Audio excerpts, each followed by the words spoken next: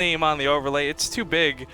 But in the bottom right corner of the map, playing for Root Gaming, it's going to be the blue Zerg player, fucking shit, aka JimRising, who I'm almost positive picked this name just in hopes he'd be cast.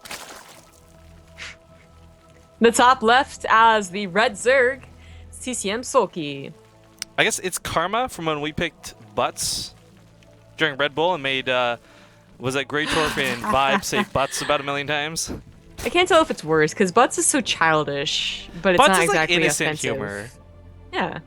Whereas, you know, fucking shit is pretty, like, those moms and dads. Stop cursing!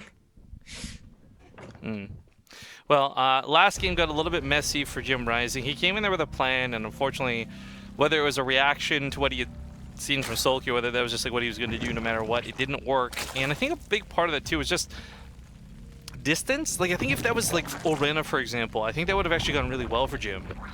Mm-hmm. Yeah, there like wasn't a bad map for it, as it's still like one of the smaller maps, not ruins, right? But well, it was cross spawns. I mean, that's about as far away as you can get.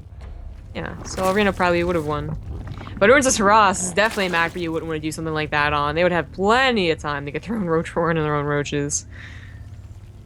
Oh, but can JimRising actually play a good game without cheese? I think it can, but I just like it's Soulkey, and Soulkey, while not the beast he was at the at his peak in Heart of the Swarm, is pretty good Legacy of the Void and has all those mechanics still. This is how you win an argument during the ad break. It wasn't even an argument. I know, it wasn't even an argument. I suggested something and you were like, no. Although I feel like I could do this right now, but if I ever tried this in real life, I would just get like a straight up slap in the face. Just like, don't, what are you doing? Stop. Yeah. Okay, so for JimRising's sake though, again, I want to stress, he did go 2-1 with Hyun. I'm not trying to build him up to be a better player than he is, and I really like the tactics of last game, and I feel like it only just barely didn't work out as well. Like if Soulkey hadn't set that counterattack off, Jim may have had those lings already in the front lines, this, that, and the other. So this time, you know, they're pretty much picking the same builds, they're pretty much going down that same path.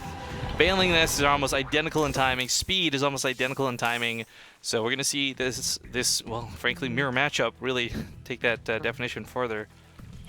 I saw JimRising just continue to build lings, but then he went for the lair, so not going to be that dedicated of an attack anyways. He might still scare Soulkey, as he sees the third, trying to be taken with that drone.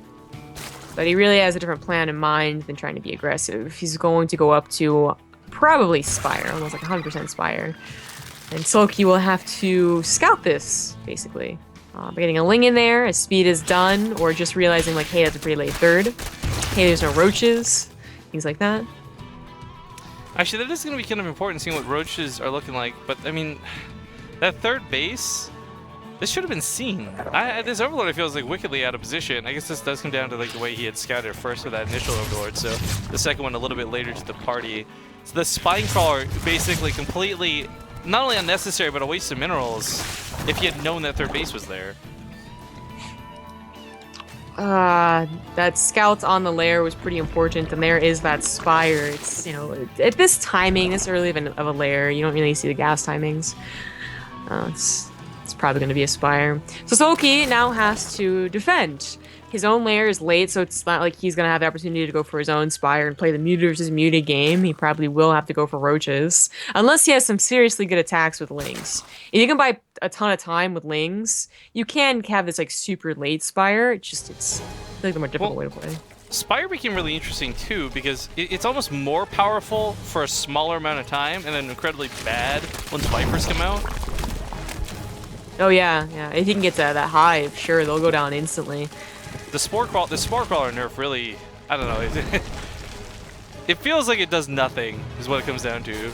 Right, yeah. But I mean, you can say it's better, because the worst thing in the world would be like not ever having mutas, because it is as easy as turtling for a couple of minutes and getting to hive and vipers.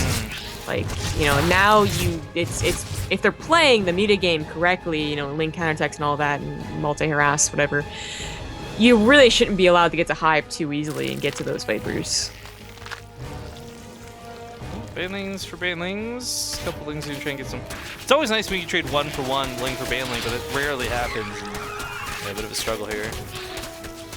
Looks like Soulkey is going to try and just do the later Muta game. So this is possible because he has the faster third, and as such, probably the faster gases whenever he takes them. But usually you'd also want to just start doing a lot of harassment with your own lings, because that's all you have right now, you know? Like, maybe a couple of queens and hope the spore crawlers cover you, but you really don't want those mutas getting too much damage done while you're just trying to kind of turtle. Well, I mean, and this still, it goes back to what we were discussing a little bit earlier with the element of the Viper coming into the mix. Beforehand, your only other option was, like, if you're behind in mutas, maybe try and get infestors out and wish for the best. Now, if you get, like, a single Viper out, and you get even a few seconds of parasitic bomb damage in, you pull ahead of Muta Wars so fastly, so superiorly. And it's weird Jim's going for weapons first. Not terrible, but it is... Does he not know that's mutas? No, he doesn't. Like I said, like, he had such faster mutas. He saw Soulkey go for a third, that this is not the... It happens, obviously, that you go for those later mutas, just not the thing you would expect as the initial Muta player. So he thought he was going to be versus, you know, roaches eventually, or a lot of queens. And yeah, he will be without that better upgrade. It's not like a terrible upgrade, but you want that Carapace and Muta versus Muta.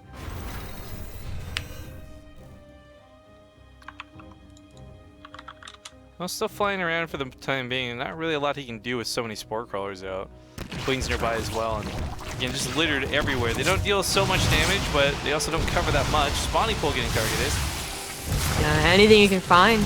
Oh. And now that the spore crawlers have gotten a nerf, even when they are covering the structure, you can sacrifice like one muta to kill it if you really think it's worth it. Smoke 13 mutas at once, so 15 mutas almost at once for Soulkey. He was banking a lot of money in gas. The lings actually get here to the drone line. Picking up a couple drones, still same effect as HOTS, where, you know, you might not be able to pull super far ahead on the mutas, but economy is still going to dictate how many mutas you have, regardless. And at the moment, the count is 13-13, with a little bit more coming for each. That upgrade will finish for JimRising, but again, not the only one to start off with, but there is the Carapace. Eventually you want 1-1. I think there was some, like, you know, debates of whether or not +2 Carapace would be better, but it wasn't. Someone else wants to do the math in chat, go ahead, but you went 1-1 eventually. He's going to go 4th base as well, and really the only reason you would want a 4th base, and really the only reason your 3rd base is so important, is usually because of the gas. But like I see, the 4th, that does change up a little bit as your main runs dry a lot quicker. Soulkey is going to try and go for the infestation pit. I mean, the thing about mutas is that usually the first person to stop just investing all into mutas gets overrun by the other person who's still investing. But in the off chance you can get away with it, you will have the better army with, well, especially Legacy of the Void with those Vipers. Yeah, I mean, the infestation pit, again, not for infestors like it used to be, definitely for that hive tech. Lings do get to the natural base, though. JimRising is picking up drones, getting kills here and there. These get cleaned up pretty quickly, though. And this is where I get a little bit worried for Jim. Because Soulkey is already invested in this crazy static defense. JimRising doesn't really have this going for him. So he's actually susceptible to getting caught off guard or these mutas running by. Whereas he can't really get into Soulkey's base in any way, shape, or form. The lack of ling harass from Soulkey has been surprising so far. Oh god, this is actually going to be really bad for JimRising, I think. Well, okay, no. I was really like a base race? Like, what's up? Well, it's 25, first off, it's 25 mutas versus 20, so the numbers game, but there's no spore crawlers. There's hardly any queens. Yeah, he did not realize where the mutas were. His lings are chasing other lings.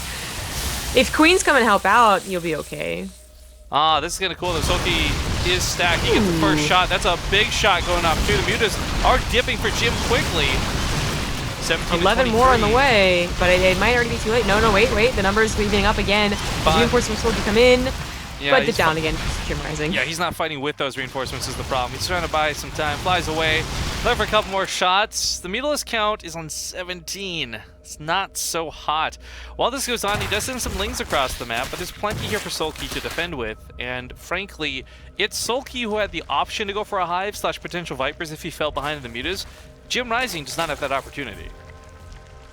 Still, no spore crawlers coming down whatsoever. He does have a small upgrade advantage, but upgrades hardly make up for numbers. Well, yeah, he also has lings on the ground, and a couple of the queens come through here, but it is the difference of about 6 mutas.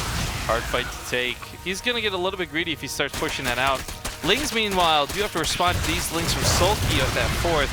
Muta is still having a hard time finding it. I don't think Soulkey's realized just how far ahead he is. Numbers are deceiving, but 17 over 10 is pretty big, and the Lings on the ground win out that fight for Soulkey. This is looking worse and worse for Jim. He's going to lose out the Mutas. Last 2 left. Good game.